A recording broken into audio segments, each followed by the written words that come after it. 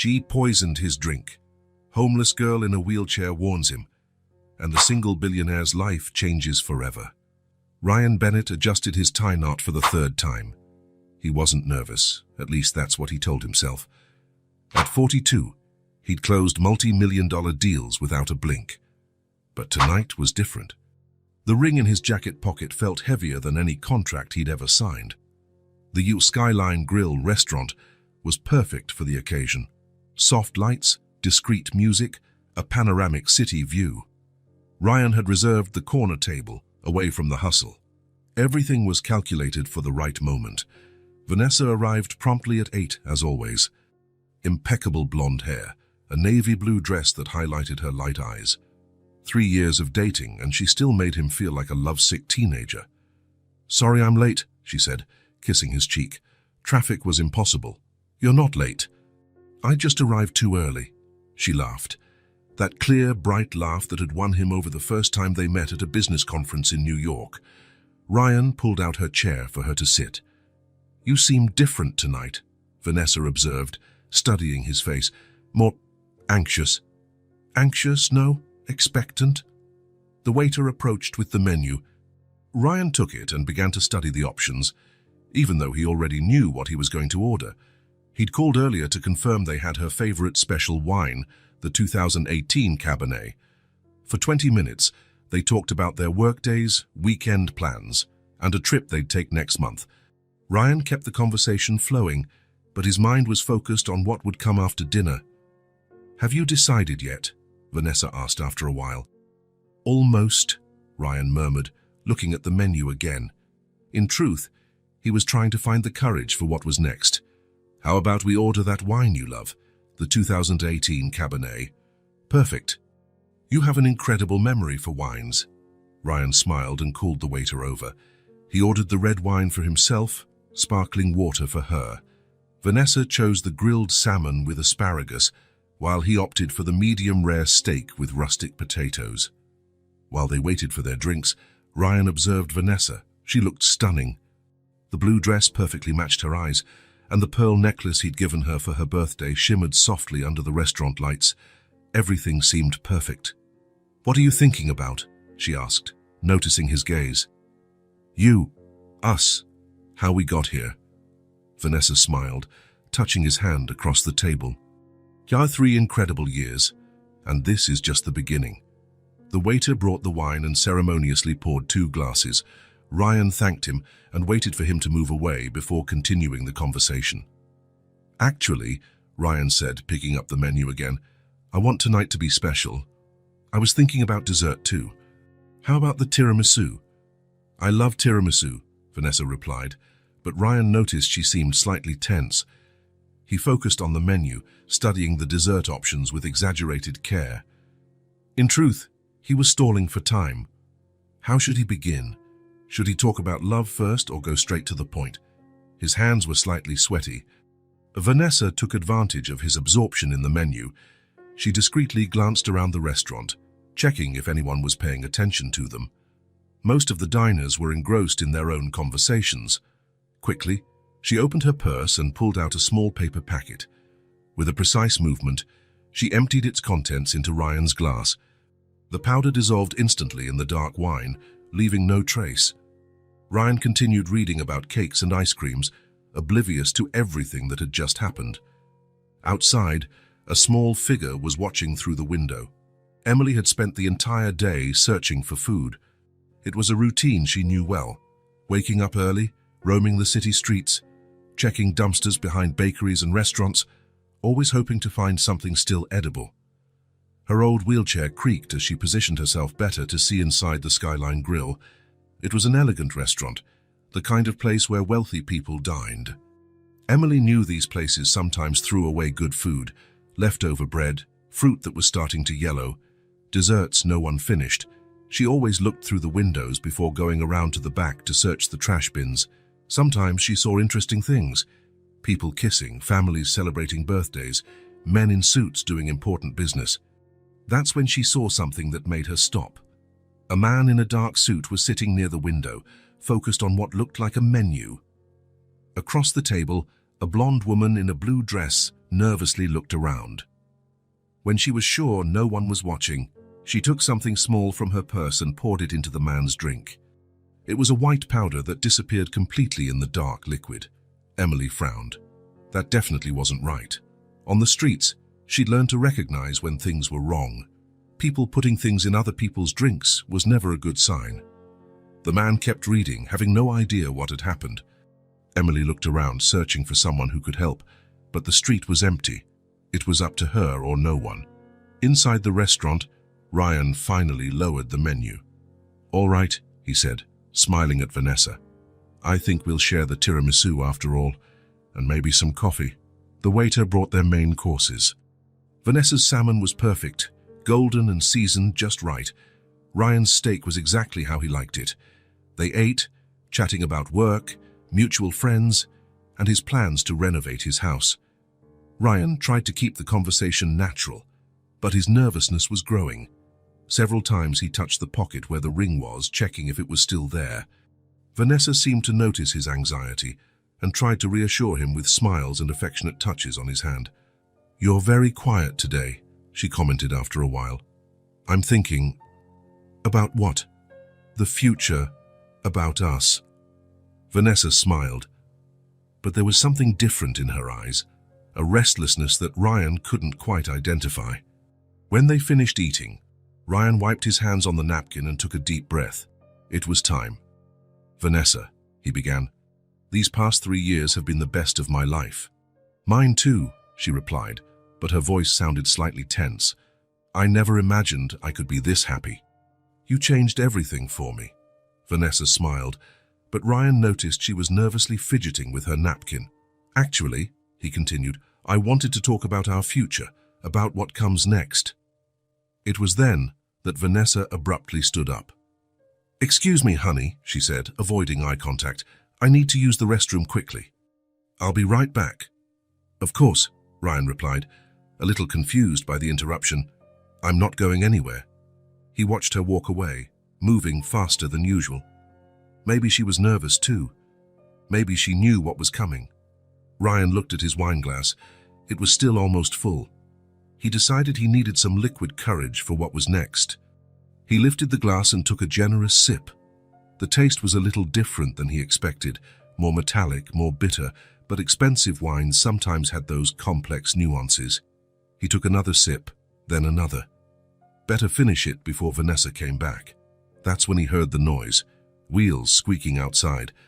The sound grew louder, as if someone was rapidly approaching the restaurant entrance. "What's that noise?" Ryan murmured, looking towards the door. Suddenly, the restaurant door burst open.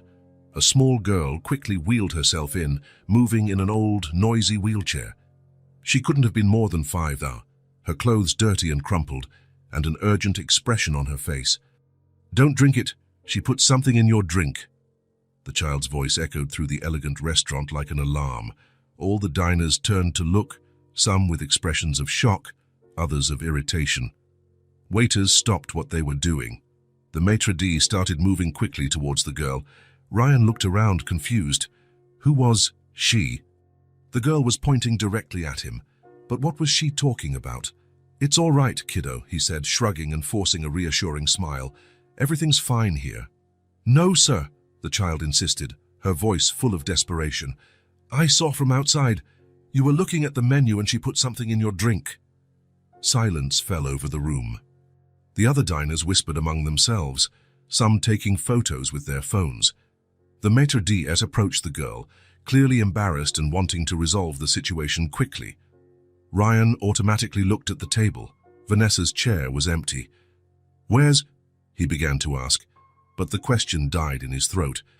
Suddenly, as if someone had flipped a switch, everything changed. An intense, unpleasant tingling sensation took over his tongue, rapidly spreading throughout his mouth. Then came a wave of nausea that hit him like a punch to the stomach, completely taking his breath away. His heart raced. It wasn't nervousness, it was something much worse, something chemical and terrifying. "Apologies for the inconvenience," the maitre d' was saying, trying to calm the situation and maintain the restaurant's elegance. "We'll handle this right away." Ryan tried to respond, but the words came out jumbled, and incomprehensible. The room began to spin violently, as if he were on an uncontrolled carousel. He clutched the table tightly, but his hands trembled uncontrollably. Cold sweat started to trickle down his face. His breathing became shallow and difficult. "Sir, are you all right?" the waiter asked, noticing his extreme pallor and the obvious signs that something was terribly wrong. A sharp pain shot through his chest like a blade. Breathing became even harder, as if someone were squeezing his throat from inside. Ryan looked at his wine glass. It was almost empty. He had drunk almost all of it. The realization hit him like lightning. The girl was right. Someone had put something in his drink, and he had drunk it. Call an ambulance," the girl shouted, her voice cutting through the confused murmuring of the other diners. "He's sick." The maitre d' no longer hesitated. The situation had gone from a simple inconvenience to a real medical emergency. He urgently signaled to an employee, "Call emergency services." "Now!" Ryan tried to stand up, tried to maintain control, but his legs simply wouldn't obey. He fell back into his chair, his entire body trembling. The world around him was becoming blurred and distorted.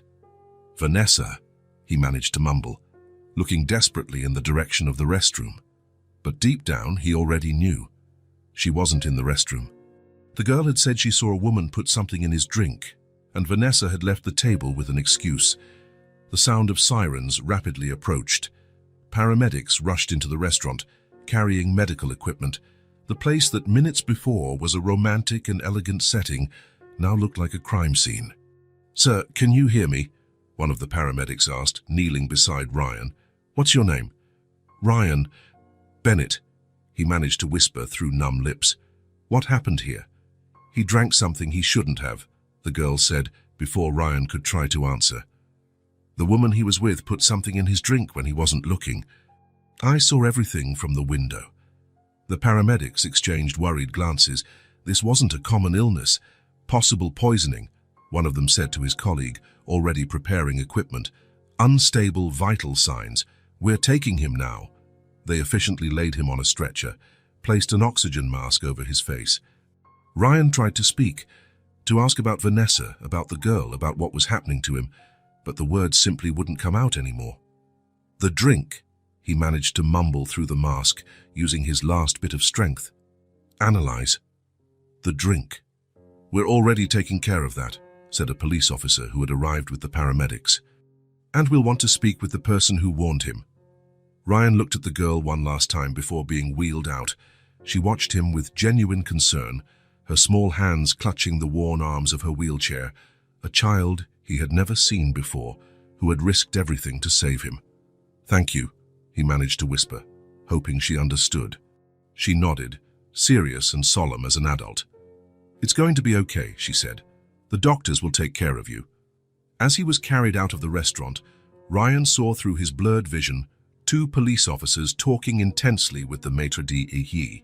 One of them held his wine glass in a clear plastic bag.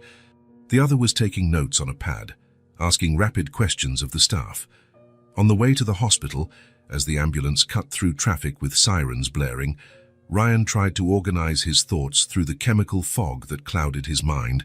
The puzzle pieces were falling into place in a terrible way. Vanessa had arrived on time. As always, she seemed normal, even happy.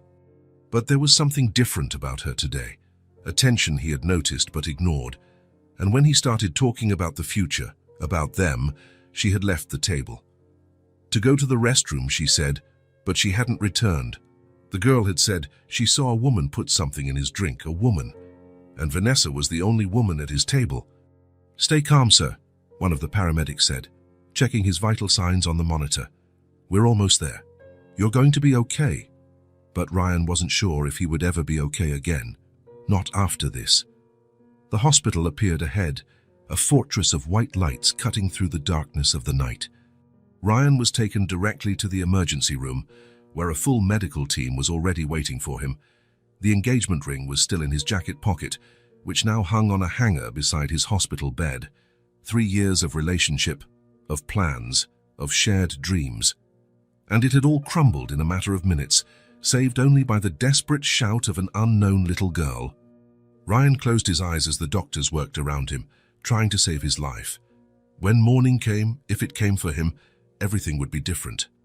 Ryan signed the discharge papers with a hand that was still slightly trembling.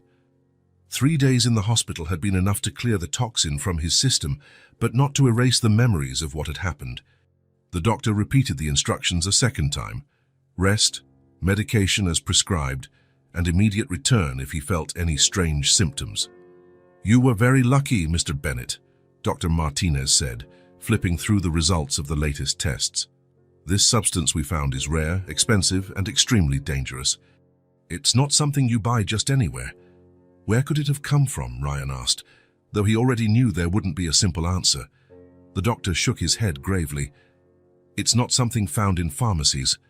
Someone had to specifically seek it out, and they knew exactly what they were doing." The words echoed in Ryan's mind all the way home. Vanessa hadn't acted on impulse or momentary anger. This was planned, calculated, executed with surgical precision. How long had she been thinking about it? Weeks, months. His apartment was exactly as he had left it on that fateful night. The suit he planned to wear to propose to Vanessa was still hanging on the bedroom chair. The ring was in the nightstand drawer, inside the small blue velvet box he had chosen with such care. Ryan picked up the box and opened it. The diamond sparkled under the bedroom light, perfect and utterly useless. 3 months' salary invested in a future that never existed. He closed the box with a dry snap and put it back in the drawer. The police had been in his hospital room twice. Detective Miller was a middle-aged man, grey-haired with tired eyes that had seen too much. He asked direct questions about Vanessa, about their relationship, about possible motives for what had happened. "Did you two have any recent fights?" Miller asked during the first visit. "No, everything was normal." "At least I thought it was financial problems. Did she have access to your accounts?" "No, our finances were completely separate. She had a good job, earned well." "Mutual enemies? Anyone who might want to harm both of you?" Ryan had thought a lot about this during the empty hours in the hospital. "I can't imagine who." Miller noted everything methodically. "And the child who warned you, did you know her from somewhere?" "I'd never seen her before in my life." "Interesting. A 5-year-old girl, alone on the street, who decided to enter an expensive restaurant to warn a stranger. Not something we see every day." "What happened to her?" Ryan asked. "She was taken to a temporary shelter. We're trying to locate relatives, but so far nothing. Can I visit her? I'd like to thank her in person." Miller hesitated. "I can't give specific information about minors, but I'll see what I can do." 2 days later, Miller called with news that deeply disturbed Ryan. "I'm sorry, Mr. Bennett, but the girl ran away from the shelter on the first night. We're still looking for her." This information bothered him more than he expected. The girl who had saved his life was lost somewhere in the city, alone, unprotected, uncared for. Vanessa, on the other hand, had simply vanished off the face of the earth. Her apartment was completely empty when the police checked, bank accounts closed, cell phone out of service. It was as if she had never existed, as if their 3 years together had been an elaborate illusion. "Professional" was how Miller described the disappearance. Someone helped her disappear, or she planned this a long time ago. People like that don't just vanish. Ryan tried to work on his first day home. He opened his laptop, checked accumulated emails, replied to overdue company messages, but his mind always returned to that night, to the metallic taste of the wine, to the feeling of betrayal that was still raw in his chest, to the desperate voice of a child screaming for him not to drink. He closed his laptop before noon. He couldn't concentrate on spreadsheets and reports when his entire life had been turned upside down. On the second day, Ryan gave up the pretense of normalcy. He left home with no specific destination, but his feet automatically led him to the city center, to the street where the Skyline Grill was located. The restaurant was operating normally. People came and went. Romantic couples dined by candlelight. Families celebrated birthdays and special occasions. Life went on as if nothing extraordinary had happened there. Ryan stood across the street for almost an hour, watching through the window. He could clearly see the table where he had been with Vanessa. An elderly couple sat there now, sharing a bottle of wine and laughing softly at some intimate joke. They looked happy, trusting each other, secure in their love, like he had been just a few days before. Ryan walked the streets around the restaurant, trying to process what had happened. He observed every corner, every building, every detail he might have missed before. When he returned home late in the afternoon, he realized he felt slightly better. The movement had helped organize his thoughts somehow. He decided he would return the next day. The third day brought a different determination. Ryan returned to the city center with a clearer purpose. This time, he didn't just observe the restaurant from afar. He walked the adjacent streets, explored alleys and passages he hadn't noticed before. He was trying to understand where exactly the girl might have been when she saw Vanessa put something in his drink. The restaurant window faced the main street, but there were several angles from which someone could observe the interior without being noticed. Ryan tried different positions, imagining where a child in a wheelchair could position herself to have a clear view of his table. That's when he noticed the side alley that had gone unnoticed on his other visits. It was narrow, almost hidden between the Skyline Grill and an office building. From there, someone would have a perfect view of the tables near the window, especially if they were looking through the glass.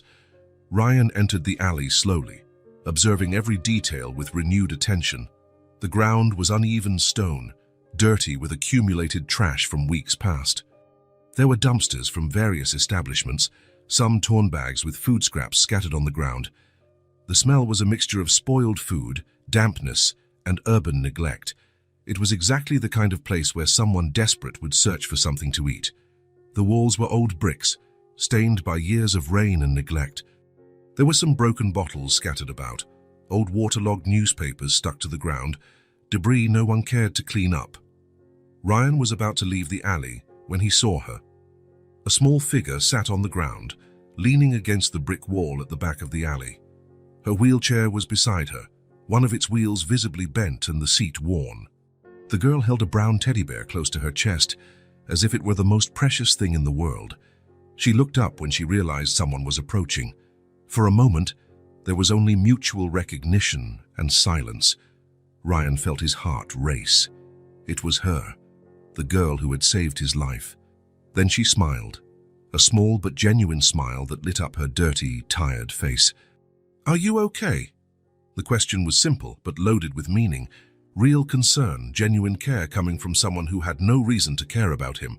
Ryan felt something clench in his chest. "I am," he replied, crouching down to be at her eye level. "Thanks to you." The girl lowered her eyes as if she didn't know how to handle gratitude.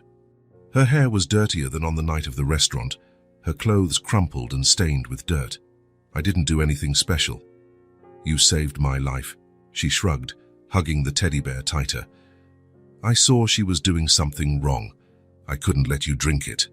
Ryan observed the child more closely. There was a fresh scratch on her face, her hands were dirty with earth, and he could see she was thinner than she should be. How many days had it been since she had a decent meal?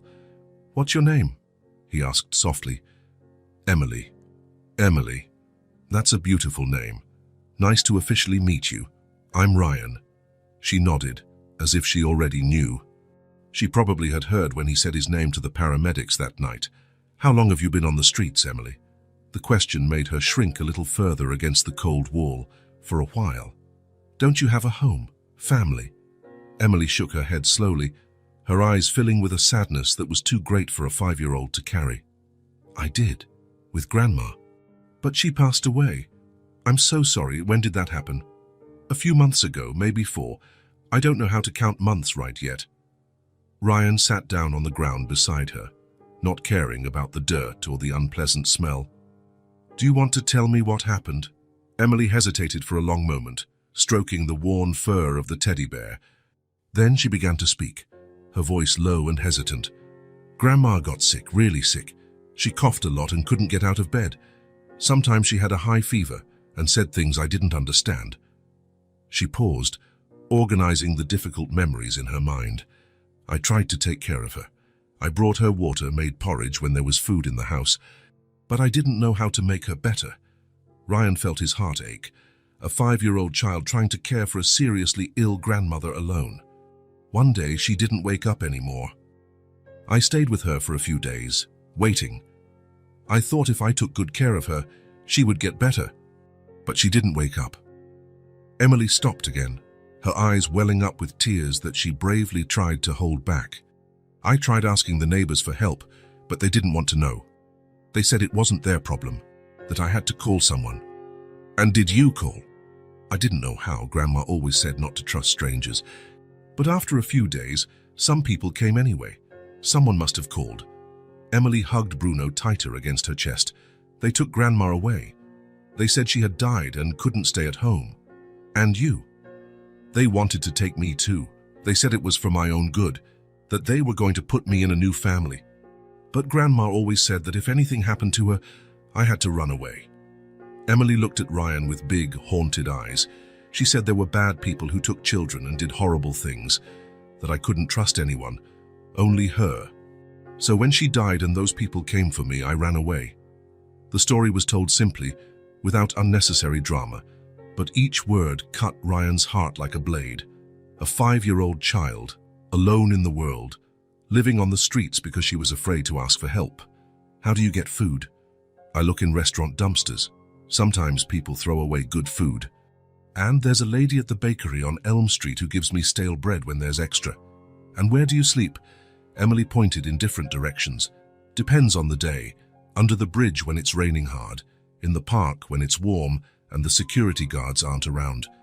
Here in the alley when I want to be near restaurants. Ryan looked around the dirty, damp alley. A child sleeping there. A child with a disability. Alone and vulnerable. At the mercy of any ill-intentioned person. Emily, you know you saved me that night, right? She nodded shyly. How you saw what was happening and decided to warn me, even knowing you could get into trouble. I don't like it when people do bad things, she said simply. Grandma taught me that you always have to help when someone's in danger. Your grandma was right about that. You are very brave. Emily shook her head vigorously. No, I'm not. I'm afraid of a lot of things. I'm afraid of strangers, of loud noises, of being alone in the dark. Courage isn't about not being afraid, Emily. Courage is doing the right thing, even when you are afraid. She thought about it for a moment, biting her lower lip. Grandma said something similar. That she was afraid of a lot of things, but she always did what she thought was right for me. Ryan stood up and extended his hand to her. Come with me. Emily hesitated, looking at his outstretched hand with a mixture of hope and distrust. Where? First, let's get some decent food. Are you hungry? Emily's stomach audibly rumbled in response, making her blush with embarrassment. Always, she admitted softly. Then let's fix that. And after we'll talk about some important things. Emily looked at Bruno, as if asking the teddy bear for advice. Then she looked back at Ryan. You won't hand me over to those people. I won't hand you over to anyone without talking to you first, I promise. Emily studied his face for a long moment, looking for signs of deceit or ill intent. Apparently satisfied with what she saw, she took Ryan's hand. Okay. Ryan helped her stand up and then sit in her wheelchair, noticing how worn and unstable it was. One of the wheels was indeed bent, and the brakes didn't seem to work properly. Does this teddy bear have a name? He asked as they left the alley. Bruno. Grandma gave him to me when I was very little. She said he would always protect me. He's nice, and it looks like he's taking good care of you. He's kind of old and dirty, but I like him. He's my best friend. They left the alley together, Emily pushing the wheels of her chair with determination, Ryan walking beside her and adjusting his pace to match hers. Emily, he said when they reached the main street, I want to ask you an important question. You can ask. Ryan stopped and crouched in front of her again, looking directly into her eyes. You saved my life that night. You gave me a second chance when I didn't even know I needed one. Now I want to do something for you too. Emily watched him with curiosity mixed with caution. Do you trust me? Ryan asked. She thought for a long moment, studying his face with the seriousness of someone much older. I think so, she finally said. Then let me take care of you, at least for today. We can start slowly and see how things go. What do you think? Emily hugged Bruno to her chest. You won't send me away later? No, Emily, I won't. What if I do something wrong? What if I break something or talk too loud? Everyone does things wrong sometimes. That's part of being human. It doesn't mean we'll give up on each other.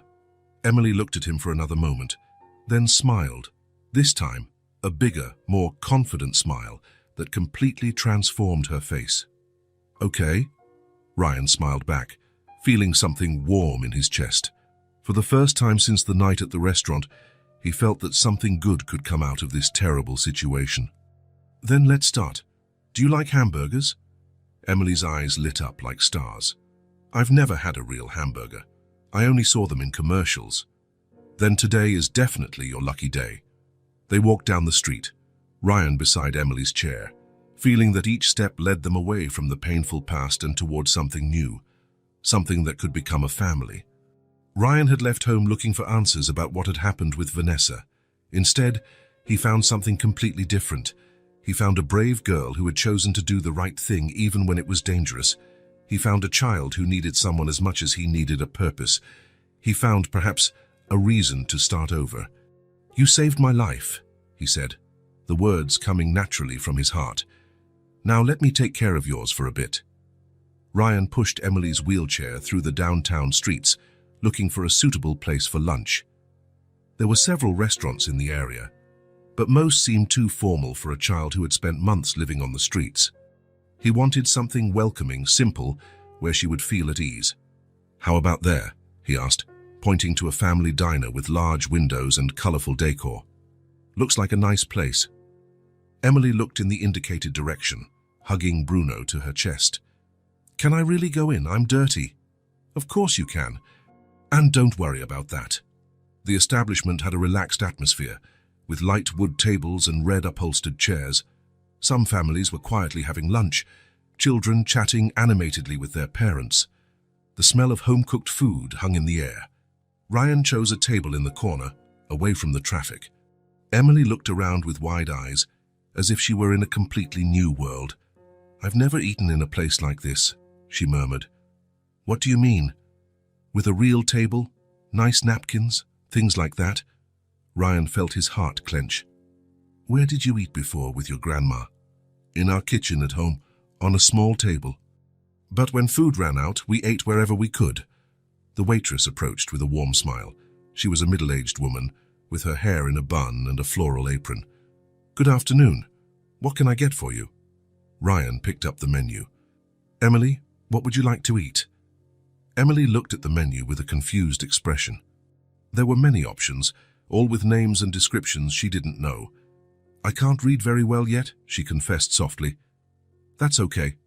Let me help. Ryan read some options aloud. There's hamburger with fries, chicken sandwich, pasta with tomato sauce, chicken nuggets. Emily's eyes lit up.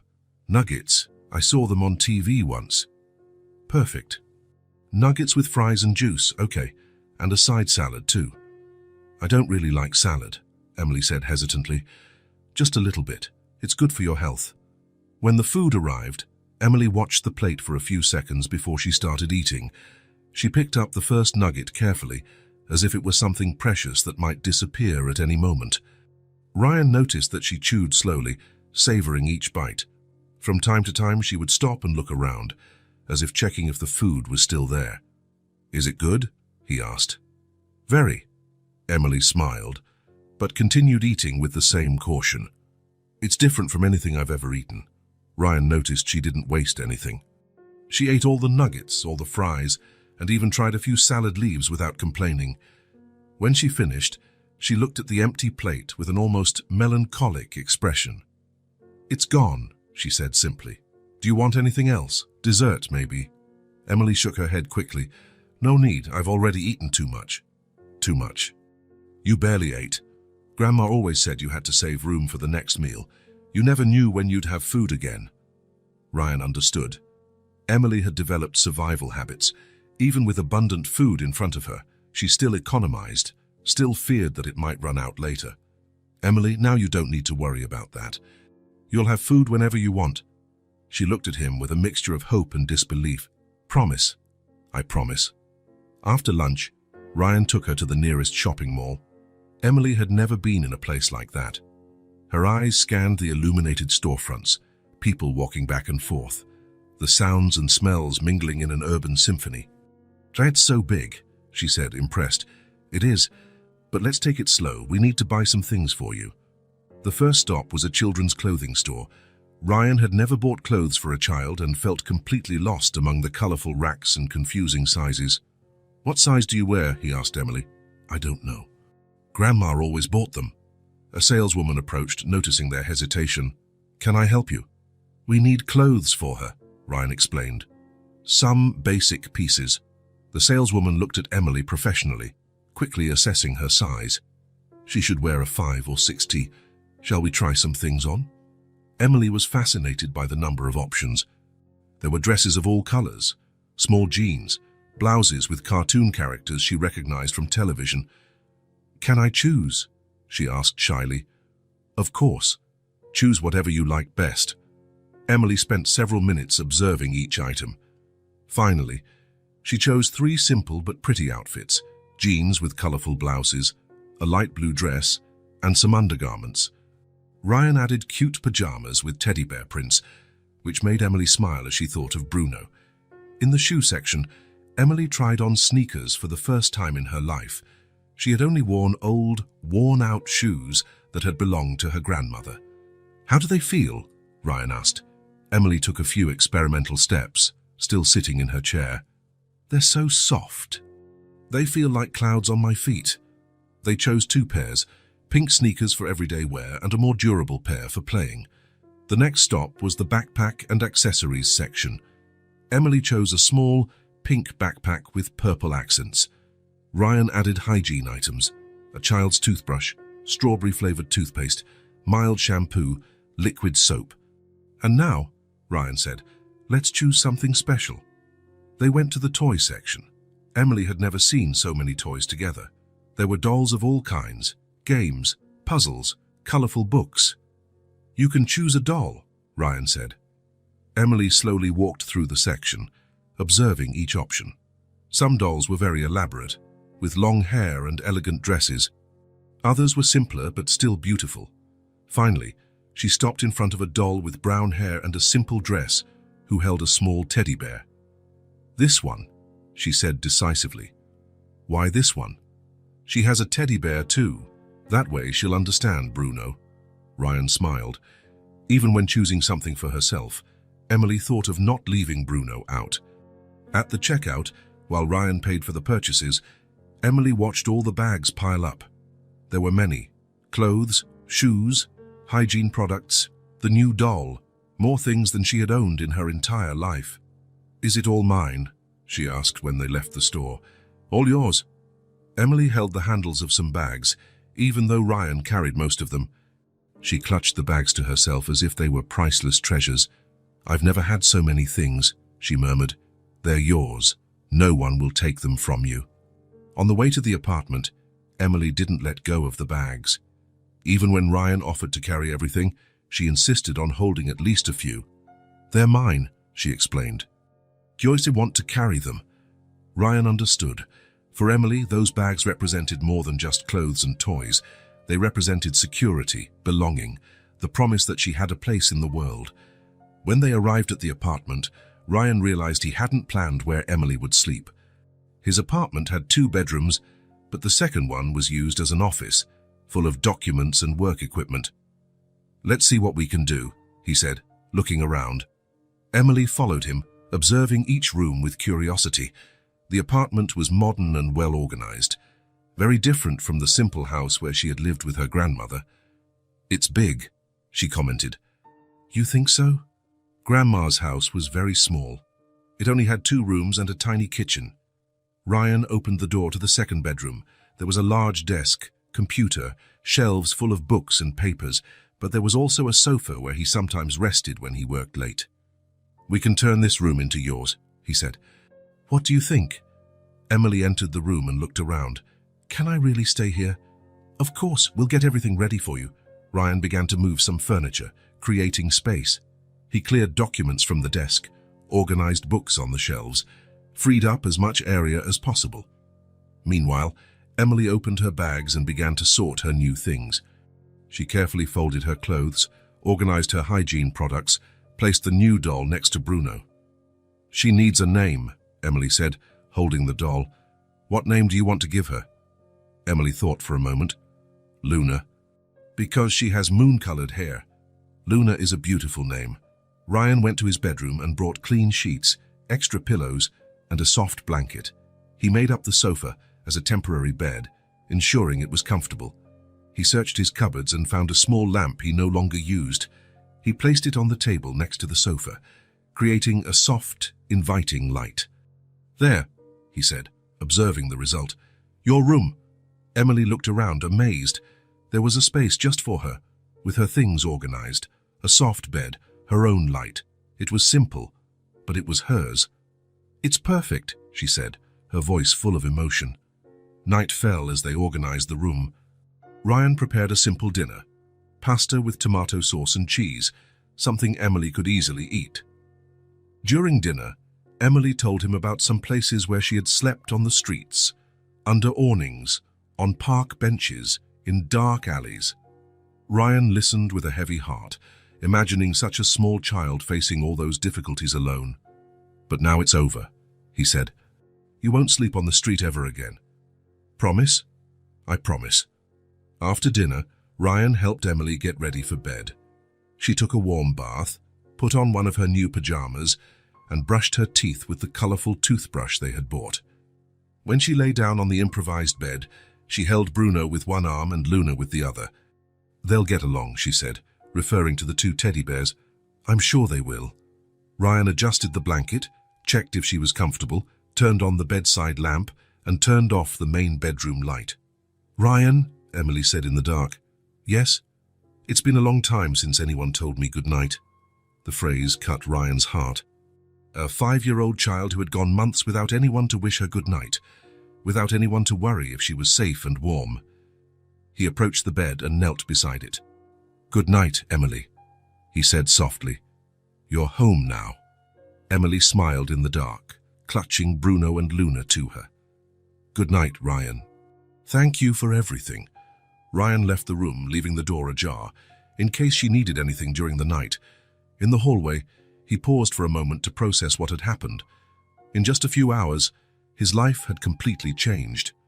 He had left home that morning looking for answers about Vanessa. Instead, he found Emily, a brave girl who needed a home as much as he needed a purpose. He looked at the ajar door of the room where Emily slept. For the first time in days, he felt he was doing something right, something that truly mattered. For the first time since the night at the restaurant, Ryan went to sleep with a peaceful heart. Ryan woke up earlier than usual, around 6 in the morning. The apartment was silent, but there was something different in the air. A new presence, a responsibility he hadn't had since living alone. Emily was sleeping in the next room, and for the first time in weeks, he had a concrete reason to get out of bed. He walked through the kitchen, trying not to make noise, thinking about what to prepare for breakfast. His refrigerator was typical of a bachelor. Some leftovers, eggs, milk, fruits. He'd bought more out of obligation than a real desire to eat. But now he had Emily to feed. He decided to make pancakes. He'd seen the recipe online a few times. It seemed simple enough. He mixed flour, eggs, milk, and a pinch of sugar, trying to remember the correct proportions. The batter turned out a little thick, but it would do. While the first pancake browned on the griddle, Ryan cut fresh fruit, strawberries, bananas, some grapes. He squeezed oranges to make fresh juice. He wanted Emily's first morning in his home to be special. "It's good morning," the soft voice came from the kitchen doorway. Emily was standing there, still in her pajamas, clutching Bruno to her chest. Her hair was messy from sleep, but she looked rested. "Good morning, Emily. Did you sleep well?" "Very well. The bed is soft." She observed the kitchen, the smell of pancakes in the air. "Are you cooking?" "Trying to." "I hope you like pancakes." Emily approached the table, where Ryan had placed the plates and glasses. "I've never had a real pancake, only saw them on TV." "Then today is a day to try new things." Ryan served the still warm pancakes, drizzled honey over them, and placed the fruit on the side. The orange juice was fresh, and he had prepared milk in case she wanted it. Emily climbed onto the chair and watched the plate with admiration. "It looks like movie food." You can eat. It's warm. She cut a small piece of pancake and tasted it. Her eyes immediately lit up. It's sweet and soft. Did you like it? Very much. Emily ate with more enthusiasm than the day before, but still carefully. Grandma tried to make pancakes sometimes, but they never turned out like this. Ryan sat on the other side of the table with his own plate. Tell me more about yourself, Emily. What do you like? Emily thought as she chewed. I like to draw. Grandma always saved paper for me. Sometimes I drew on the wall when I didn't have paper. What kind of things do you draw? Houses. I always draw houses. Big houses, with gardens, with many windows. She paused, as if remembering something sad. Grandma used to say we'd live in a house like that someday. Ryan felt his heart clench. And what else do you like? Rain. I like when it rains because the sound is pretty, and the street smells nice. And what don't you like? Emily made a face. Plain milk. It's too white and tastes like nothing, and loud noises, like trucks and people yelling. Ryan offered milk to go with the pancakes, but Emily shook her head quickly. Just the juice, please. No problem. They ate in comfortable silence. Emily tried all the fruits, commenting on each one. The strawberries were sweet. The grapes were too small. The bananas were perfect to mix with the pancake. Ryan, she said after a while, can I ask you something? Of course. Why are you doing this? Taking care of me. The question caught Ryan off guard. He stopped eating and looked at Emily, trying to find the right words. Because you saved me, and because I think everyone deserves to have someone who cares. But you didn't even know me. Sometimes the best things happen with people we don't know. Emily nodded, as if she understood the logic perfectly. After breakfast, while Emily played in the living room with Luna and Bruno, Ryan took the opportunity to observe her more closely. That's when he noticed the condition of her wheelchair. The wheels were unevenly worn, one of them clearly bent. The seat was torn in some places, and the brakes didn't work properly. The frame made noise with every movement, as if it was about to break. Ryan approached discreetly. Emily, how long have you had this chair? Grandma got it when I was very little. About 3 years, I think. Does it bother you? Emily shrugged. Sometimes a wheel gets stuck and I have to shake it loose. But it's fine. Ryan decided at that moment that Emily needed a new chair. He didn't say anything to her, but he was already mentally planning a visit to a medical supply store. Emily, I need to go out for a bit this morning. Will you be okay here? There are cartoons on TV and I'll leave some paper for you to draw. Will you come back? The question came with a hint of insecurity. Of course I will. I'm just going to take care of some things and I'll be right back. Can I come with you? Ryan hesitated. He wanted the new chair to be a surprise. Tice, not today, but I promise next time you can come with me. Emily agreed, but Ryan noticed that she watched him from the window until he disappeared from sight. The medical supply store was on the other side of town. Ryan explained the situation to the salesperson, a 5-year-old girl who needed a quality pediatric wheelchair. We have a few models, the salesperson said, showing different options. This one here is highly recommended for children. It has adjustable height, non-slip wheels, secure brakes. Ryan tested the chair, checking every detail. It was modern, comfortable, and seemed much safer than the old one. I'll take this one. Do you need any accessories? Special cushion, back support. Everything necessary to make her comfortable. When Ryan returned home 2 hours later, Emily was in the living room drawing on sheets of paper he had left. She had created several drawings, houses with flowering gardens, trees with branches that looked like hugs, and a small figure in a chair next to a larger figure. What did you draw? He asked. Us, Emily said simply. You and me. Ryan smiled, touched by the simplicity of the gesture. It's beautiful. It was then that he brought the new chair from the garage. Emily had her back to him, concentrated on a new drawing, when she heard the sound of the wheels. She turned and froze. The chair was light blue, with white wheels and silver accents. It looked new, modern, completely different from the old, worn chair she was used to. Is it for me? She asked, her voice almost a whisper. It's yours." Emily dropped her pencil and stared at the chair for a long moment. Then she looked at Ryan, then at the chair again. Why?" "Because your old one was broken, and because you deserve good things." Emily slowly moved from her old chair to the new one. She tested the brakes, spun the wheels, adjusted the position. Everything worked perfectly.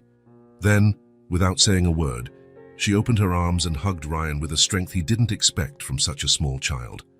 It was a long, silent hug, filled with gratitude that words couldn't express. "Thank you," she whispered against his shoulder. "You're welcome, Emily."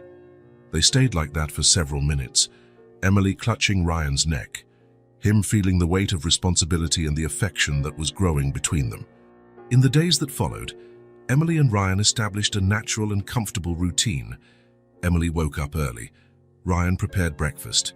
They talked about dreams she had had, about plans for the day, about small things that gained importance when shared. During the day, while Ryan worked from home, Emily drew.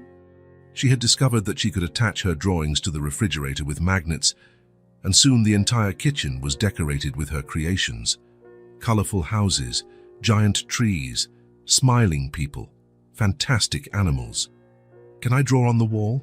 she asked one day. "On the wall? Just a little. I promise it'll be pretty."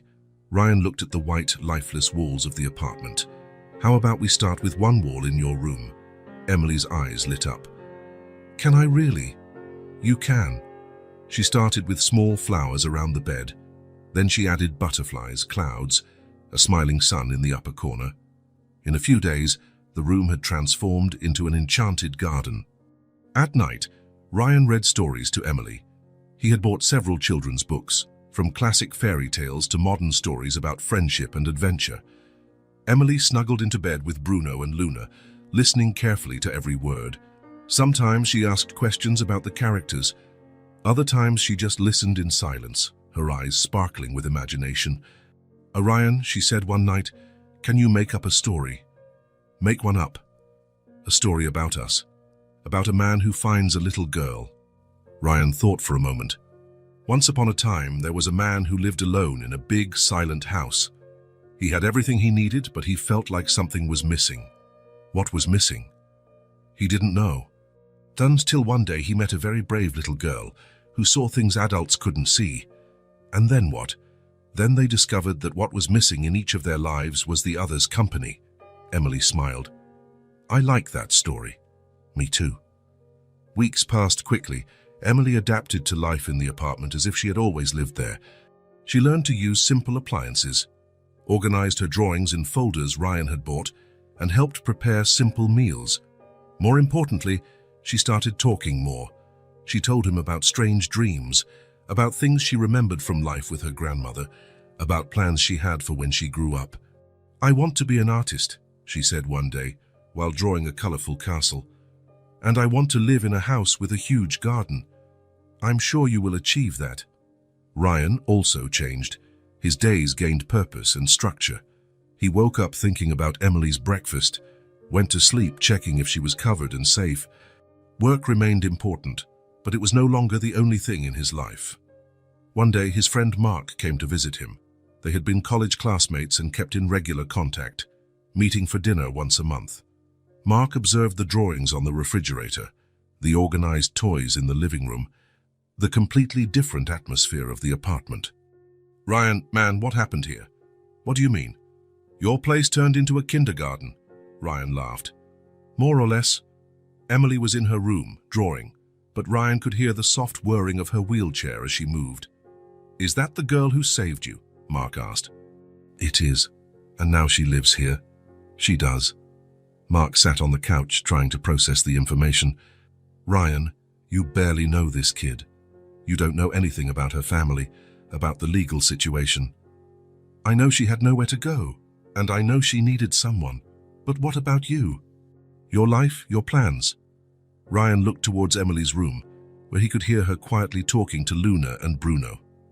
"Mark," he said after a moment, "I spent years thinking I knew what I wanted in life. Work, money, relationships, marriage. I had it all planned. And now Now I understand I was living an empty life. Emily showed me what truly matters. Mark frowned. How so? Ryan stood up and walked to the window. I thought I was saving a child, but it's me who's being saved. Saved from what? From a meaningless life, from waking up every day without a real reason to get out of bed. Emily gave me something I didn't even know I needed. What? A purpose. Someone who needs me not out of self-interest, but out of genuine love. Someone who sees me for who I really am and still wants to be around. Mark was silent for a moment. What if social services find out? What if some relative shows up? We'll deal with it when it happens. For now, she's safe, fed, happy. That's what matters. And Vanessa? And everything that happened? Ryan thought of his ex-fiancée who had tried to poison him. The pain and anger had subsided over time, replaced by a strange sense of gratitude. If Vanessa hadn't done what she did, I never would have found Emily. In a twisted way, she gave me the greatest gift of my life. Mark shook his head, impressed. I've changed, man. For the better. Definitely for the better. I've never seen you so at peace. That night, after Mark left and Emily was asleep, Ryan sat on the apartment balcony, thinking about their conversation. It was true. He had changed profoundly since Emily came into his life. Before, his days were predictable and empty. Work, gym, dinner alone, television, sleep, lonely weekends, superficial relationships, a constant feeling that something was missing. Now, each day brought small discoveries. A new drawing by Emily on the refrigerator, an unexpected question during breakfast, a made-up story at bedtime. Simple moments that filled his life with meaning. Ryan went into the apartment and glanced into Emily's room. She was sleeping soundly. Bruno and Luna snuggled beside her. The bedside lamp cast a soft glow on the walls, decorated with her drawings. For the first time in a long time, Ryan felt complete. He felt at home. He felt saved. Ryan watched Emily draw at the kitchen table, concentrating on creating another one of her colorful houses. She had been living with him for 3 weeks, and their routine had become natural and comforting. Breakfast together, stories at night, drawings scattered throughout the house. But there was something that still bothered him, an unresolved issue that weighed on his mind every night before bed. Vanessa. Why had she done that? What had transformed him, in her eyes, into someone who deserved to die? The question haunted him not out of anger or a desire for revenge, but from a deep need to understand, to close that dark chapter of his life once and for all. Emily, he said, setting down his coffee cup, I need to travel tomorrow. Just for one day. She looked up from her drawing, a green pencil still in her hand. Where to? To resolve something important from the past. Can you stay with Mrs. Evans downstairs? She said she'd love to get to know you better. Emily nodded, but Ryan immediately noticed the worry that flashed in her eyes. Will you come back? I always come back, Emily, I promise. What if something bad happens? Ryan knelt beside her chair. So nothing bad will happen. It's just a conversation I need to have. A conversation that will help me find peace. The next morning, Ryan called the private investigator he had hired a week earlier. Robert Davis was an experienced man, a former police officer, recommended by a lawyer Ryan knew from the business world. I found her, Davis said over the phone, his voice deep and professional. Vanessa Santos is living in Portland, about a 3-hour drive from here, small apartment downtown, works part-time at a coffee shop, very low-key life. Are you absolutely sure it's her? Without a shadow of a doubt. I sent the photos you asked for by email. I can accompany you if you want. No, thank you. This is something I need to do alone. Ryan hung up and opened the email with the photographs. It was definitely Vanessa, but an almost unrecognizable version of the elegant woman he had known. Darker hair, cut short, simple, unstylish clothes, an almost deliberately ordinary appearance, as if she were trying to hide from the world. What's the exact address? Ryan typed. 247 Oak Street, apartment 3B. Ryan, are you sure you want to do this? This woman tried to kill you. It could be dangerous. I'm sure, and it's not dangerous. I just need answers. The drive to Portland seemed longer than it actually was. Ryan drove in silence, watching the landscape gradually change from suburban to rural and then urban again. Throughout the journey, he mentally rehearsed what he would say, how he would react, what questions were truly important. He didn't want confrontation or unnecessary drama. He didn't want to yell or accuse. He just wanted to understand what had transformed 3 years of seemingly happy relationship into an attempted murder. Oak Street was in a modest neighborhood in Portland, with old but well-maintained buildings, mature trees on the sidewalks, and a quiet working-class atmosphere. Number 247 was a 3-story building, with faded paint but a solid structure. The kind of place where people live simple, discreet lives.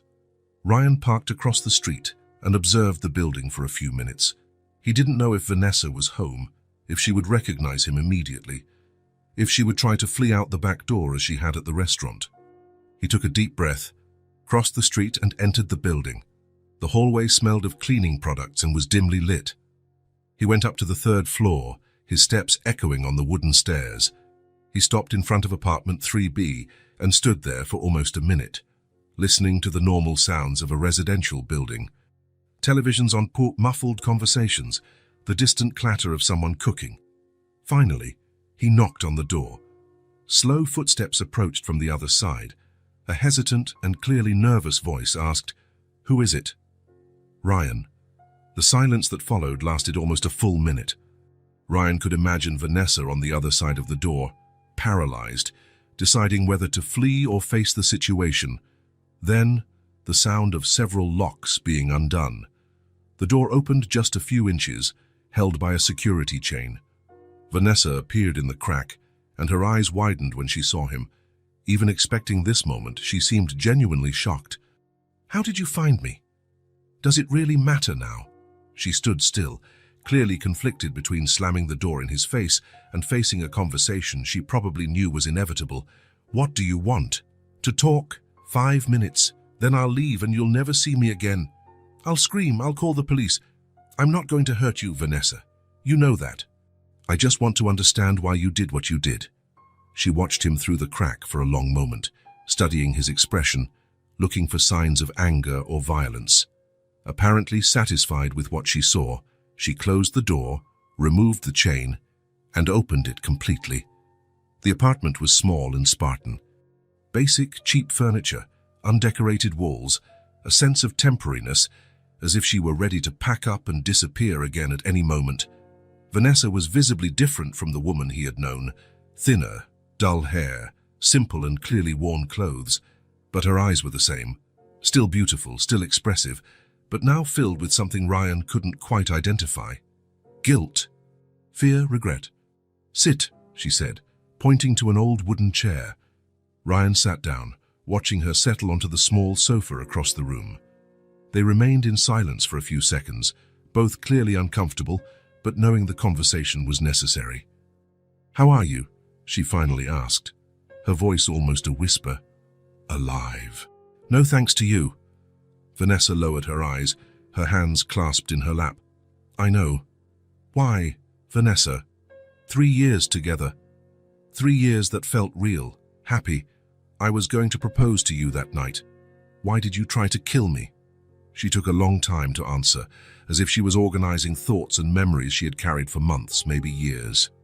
"Do you remember Martin Harris?" she asked, finally looking up. Ryan frowned.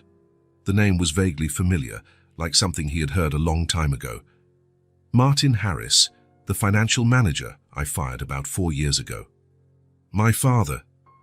The revelation hit Ryan like a punch to the gut. He felt the blood drain from his face. He had no idea of the family connection. "Your father, Vanessa.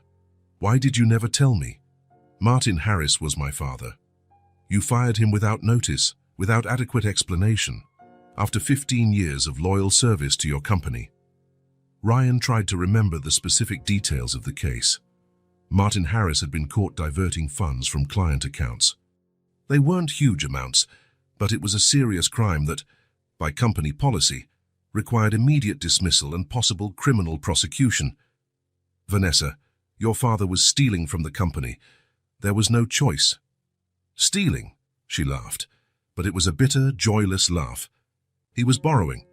He was going to return every penny as soon as he could sort things out. Borrowing Vanessa, he forged documents, created phantom accounts, moved money without authorization. My mother was dying of cancer. Her voice rose for the first time.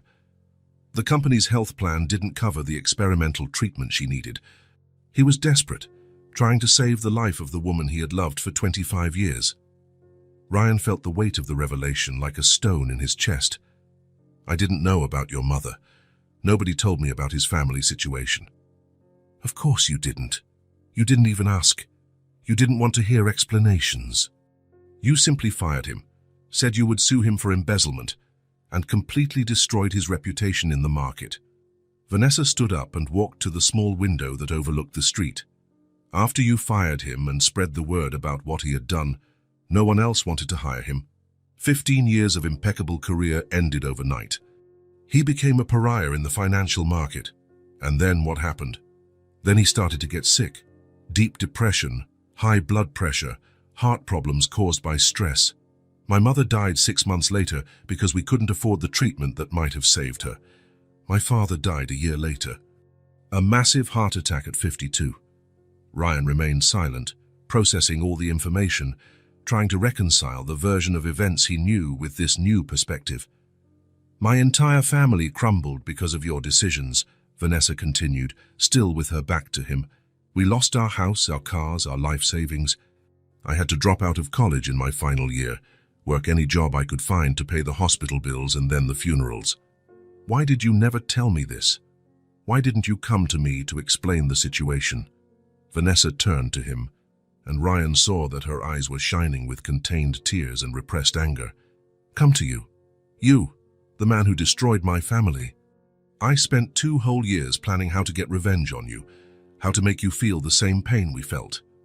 And the solution was to pretend to love me. At first, yes, I researched your life, your habits, your tastes.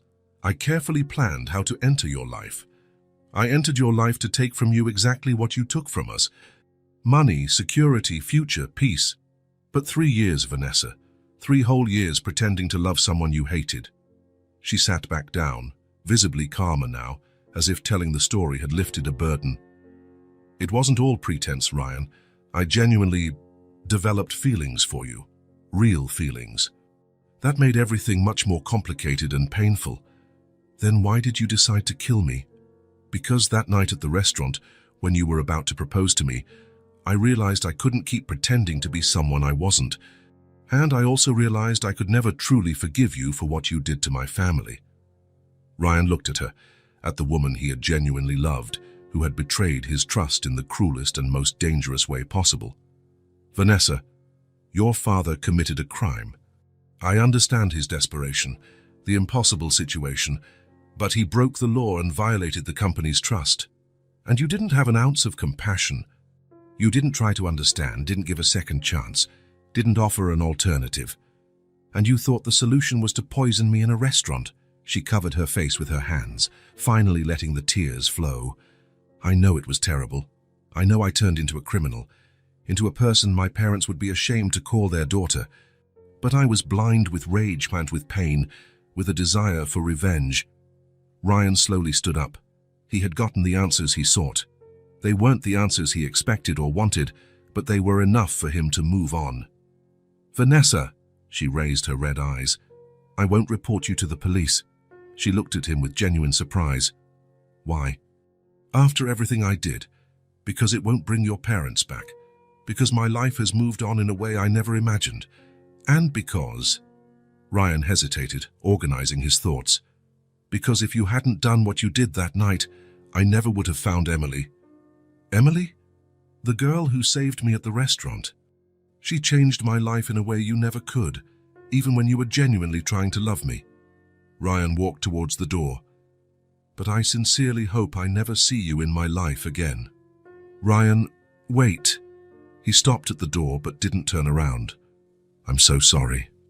For everything. I know it doesn't change anything, but I really am sorry. I'm also sorry about your family, Vanessa.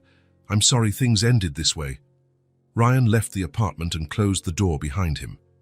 He walked down the stairs slowly, processing the entire conversation, trying to organize his feelings. In the car, he sat for a few minutes before starting the engine. The anger he expected to feel wasn't there. Neither was the feeling of victory or justice. Instead, there was a profound sense of relief, as if a weight he had carried for months had finally been lifted from his shoulders. He wasn't leaving Portland because he had won a confrontation or gotten revenge. He was leaving free from a haunting past, free to fully live the future he was building with Emily. During the drive back, Ryan thought of the girl who was probably at that moment drawing at the kitchen table or talking to Luna and Bruno. He thought of the simple, genuine, and loving life they had built together in just a few weeks. Vanessa had tried to destroy his life, but inadvertently had given him the greatest blessing he could imagine. Ryan drove home, to Emily, to the future. Not because he had one, but because he had closed a chapter that weighed him down. Ryan arrived home late in the afternoon, mentally exhausted from the trip and the confrontation with Vanessa. The conversation had brought the answers he sought, but it had also lifted a weight he hadn't even known he was carrying. Now, climbing the building stairs, he felt truly free for the first time in months. He opened the apartment door and was greeted by the familiar sound of Emily talking softly. She was in the living room, sitting on the floor next to the coffee table, with Luna and Bruno arranged in front of her as if it were a small lesson. And then the princess found the lost castle, she told the dolls, but she discovered the castle was sad because no one lived in it. Ryan paused at the living room entrance, observing the scene. Emily was completely absorbed in her story, moving the dolls carefully, creating different voices for each character.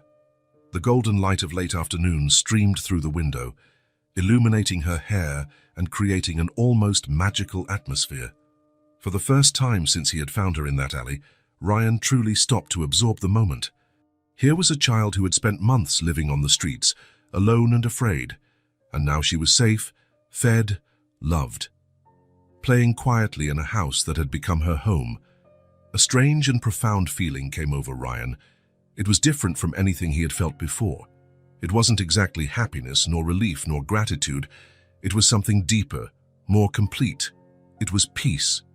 "Ryan!" Emily saw him standing at the entrance and her eyes lit up. "You're back. How was your trip?" "It was good. I resolved what I needed to resolve." Emily put the dolls down and quickly wheeled herself over to him. "Did anything bad happen?" "No, nothing bad. In fact, it was good. It helped me understand some important things." They had dinner together, Emily recounting her day with Mrs. Evans. After dinner, Ryan helped Emily get ready for bed. But this time, instead of going straight to his own room, Ryan sat on the edge of Emily's bed. "Can I talk to you about something important?" he asked. Emily snuggled deeper into the pillows. Bruno and Luna nestled beside her. "Of course, is it serious?" "It's something very important. Perhaps the most important thing I've ever talked about with anyone." Emily watched him with full attention, sensing the seriousness in his tone of voice. "Emily," Ryan began, choosing his words carefully, "since you came here, my life has completely changed. Not just because I have someone to care for, but because you made me feel things I had never felt before." "What kind of things?" "Real love. Purpose. The feeling that I'm doing something that truly matters." Ryan paused, organizing his thoughts. "I always wanted to start a family, Emily. I always wanted to have children, but it never worked out. It never happened the right way." Emily listened in silence, her eyes wide and attentive. "And then you came into my life in the most unexpected way possible. A brave little girl who saved me when I didn't even know I needed saving." "You saved me too," Emily said softly. "I know. And that's why I want to ask you a very important question." Ryan took a deep breath, feeling his heart quicken. "Emily, would you like to be my daughter?" For a moment, silence filled the room. Emily looked at Ryan with an expression that shifted from surprise to understanding, and then to pure, intense joy. She didn't hesitate, didn't think, didn't ask any more questions. She simply threw the covers aside and rushed into Ryan's arms, hugging him with a strength that seemed impossible for such a small child. "It's what I want most," she said, her voice muffled against his shoulder. "I was tired of living alone. I wanted to have a family again, But I thought it would never happen. Ryan hugged her back, feeling unexpected tears. So you want to? You want to be my daughter? Emily pulled back slightly to look directly into his eyes. Can I call you Daddy? You can call me whatever you want. Daddy, she said, testing the word. Daddy Ryan. And you will be Emily Bennett. Emily Bennett, she repeated, smiling. I like the sound of that. The next morning, Ryan called a lawyer specializing in family law. Dr. Patricia Jenkins was known for handling complex adoption cases. It's a delicate case, Dr. Jenkins said during the consultation, but not impossible. The child's well-being is always the priority, and from what I see, she is clearly happy and well cared for. Emily was sitting beside Ryan. Dr. Jenkins, how long will it take for me to truly be Ryan's daughter? A few weeks, maybe a few months. It depends on how quickly we can gather all the paperwork. And can I help with anything? You'll need to talk to a few people, a social worker, maybe a psychologist. They'll want to make sure you're happy and safe. Emily looked at Ryan. Can I tell them you're the best daddy in the world? The process began the following week. Emily participated in everything with enthusiasm, answering the professionals' questions with honesty and joy. Ryan takes good care of me, she told the social worker. He makes pancakes for breakfast, reads stories at night, and bought me a new chair. And how do you feel living with him? Safe, happy, at home. And you want him to be your legal father? I already think of him as my dad. The papers will just make it official. At home, while they waited for the legal proceedings, Ryan and Emily celebrated in their own way. Ryan decided to make special pancakes, heart-shaped with extra strawberry topping. They're celebration pancakes, he explained while cooking. Celebration of what? Of family. Of you. Of us. Emily watched him cook, then had an idea. Can I make something special too? Of course. What do you want to make? A poster for my room, to show that now I have a real family. After the celebratory breakfast, Emily locked herself in her room with paper, colored pencils, and total concentration. Ryan could hear her working, quietly talking to herself as she drew. 2 hours later, she called him. Done. Want to see? Ryan entered the room and found Emily holding a colorful poster. In the center, in large, carefully drawn letters, it read, Now I'm a real daughter. Below it was a drawing of 2 figures, one tall and one small in a wheelchair, holding hands in front of a house with a blooming garden. It's beautiful, Emily. Can I hang it on the wall? Of course. It's your room, your home. They hung the poster on the wall next to the bed, right where Emily could see it every morning when she woke up and every night before she went to sleep. The months that followed were filled with adaptation and growth.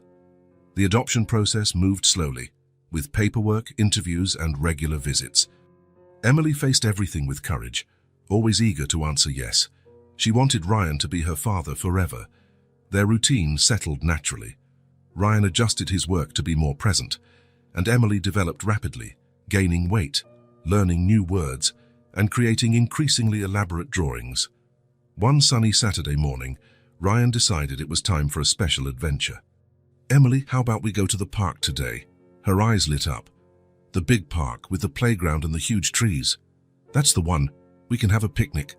Emily clapped her hands with joy. I'm going to bring Luna and Bruno so they can see the park too. Ryan prepared sandwiches, fruit and juice in a basket, while Emily carefully arranged her dolls. The municipal park was a 15-minute drive away. It was a large green space, with ancient trees, paved trails, accessible playground equipment, and plenty of open space. It's gigantic, Emily exclaimed when they got out of the car, and it's all ours to explore. Ryan pushed her chair along the paved paths, stopping at different points so she could get a better look. Emily moved joyfully in her new chair, pointing at everything. Colorful birds, flowers she didn't know, families picnicking, children playing. Look at those ducks, she shouted, pointing to a small pond. Can I get closer? Of course.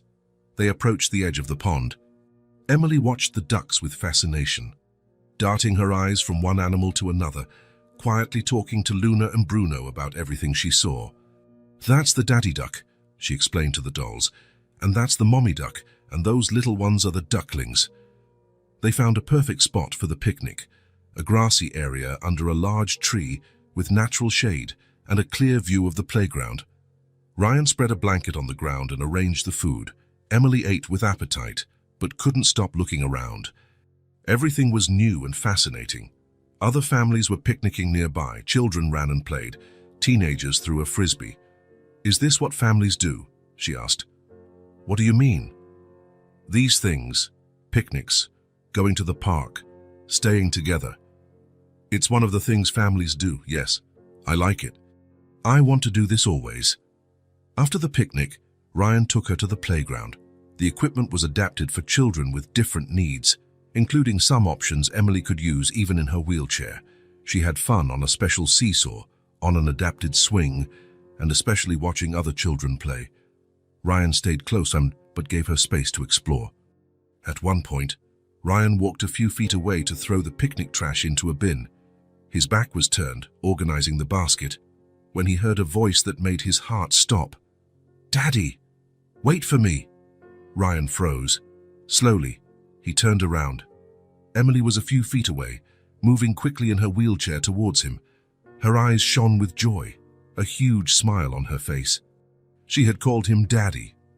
Naturally, without thinking, as if it were the most natural thing in the world, Ryan felt something stir in his chest. The smile that started restrained quickly turned into visible emotion.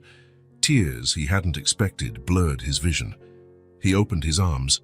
Emily reached him with the speed her chair allowed and threw herself into his arms. Ryan hugged her tightly, feeling that something fundamental had been completed at that moment. "You called me Daddy," he said, his voice choked. "That's what you are," Emily replied simply. "My daddy." They stood there, embracing in the middle of the park. Two people who had met under the most improbable circumstances and who now formed something new and perfect. Family. Not a family created by blood or marriage or social convention. A family created by choice, by love, by a mutual need for belonging. A family forged at the moment a brave little girl shouted to a stranger not to drink, and solidified the moment that same man realized that saving that child was in fact saving himself. Ryan looked at Emily, still in his arms, and saw not just the girl who had saved his life, but his daughter, his family, his future. Emily looked at him and saw not just the man who had taken her off the streets, but her father, her safety, her home, family. At last, if this story touched your heart, subscribe to the channel and turn on notifications so you don't miss the next ones. Leave a like because it helps this story get recommended to more people. See you in the next story.